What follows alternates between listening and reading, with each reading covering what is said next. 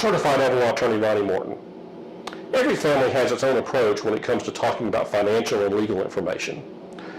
As a will and a trust lawyer, I've seen everything open and transparent conversations to those where no discussion of money was held at all. Those discussions were considered taboo. In reality, though, families who are approaching the estate planning process should have some conversations about these topics, as it helps make the process much smoother.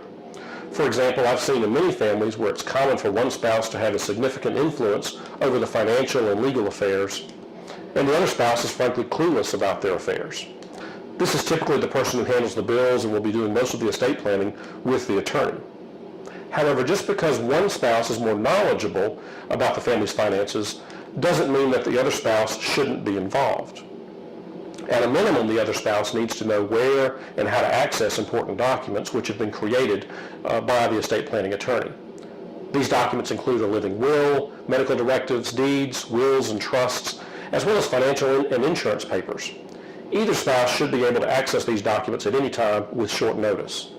Likewise, both spouses need to have legal access and the keys to safe deposit boxes and the combinations to any home safes, as well as computer passwords that may be on various accounts.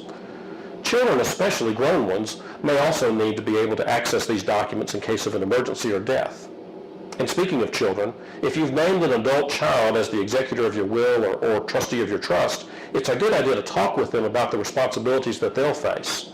It's a big job, and you'll want to be sure that he or she is willing to be and able to carry out the role properly when the time comes.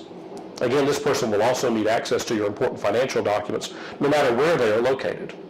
Remember, it's up to you now as to how much you disclose about what is in your financial documents. However, it's always a good idea to give those to whom are named in your estate planning documents as at least a heads up as to what they can expect. You may also want to talk with those with whom you've chosen about a power of attorney and name them as an agent as your power of attorney so that they can handle your affairs in the event that you become incapacitated. These individuals will be in charge of your finances and possibly your health care, as well as being in charge of things when at your death. This is why you'll want to ensure that they're willing to take on these responsibilities now while you're able to have those conversations with them and discuss your wishes with them. Your medical directive or living will is a great place to lay out many of your concerns when it comes to your health care.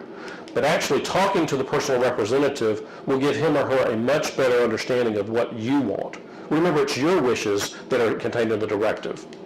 This can make a decision-making easier on their part when treatment procedure or other choices fall into some gray area that you didn't specifically discuss. There are many bases to cover when it comes to estate planning. So if you're struggling now on how to best approach these issues and need to have a way to have those conversations, ask an attorney for guidance. But frequently, we'll incorporate the entire family into the planning process by holding a family meeting once the planning is ultimately completed. For immediate assistance with these, we would welcome you to call our office. I'm certified elder law attorney Ronnie Morton. Mention this video and we'll give you a free consultation to discuss your estate planning needs with us. Thank you.